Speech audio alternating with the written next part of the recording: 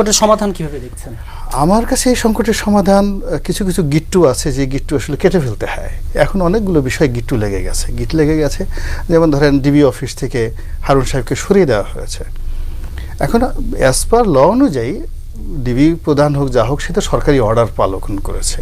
ওখানে মূল যে এই যে 6 জন লোককে গ্রেপ্তার করেছে বা যা কিছু করেছে, হারুন সাহেব তো দূরের কথা, হারুন সাহেবের মানে আব্বারও সাধ্য নেই যে নিজস্ব প্রোটোকল বের করে বিএনপি অফিসে তালা দেওয়া, 6 জন লোককে ধরে এনে নিজের মতো এই কাজটা সে একটা চেইন অফ কমান্ডের অধীনে করেছে, তার ঊর্ধ্বতন কর্তৃপক্ষের সাথে পরামর্শ করে করেছে। এবং এটা যখন জনাব সোহেল তার সাহেব গেছেন, উনি খুলেই বলেছেন যে আমি এদের সঙ্গে যে আপনারা দেখা করতে দেবো, ঊর্ধ্বতন কর্তৃপক্ষের অনুমতি ছাড়া দেবো না।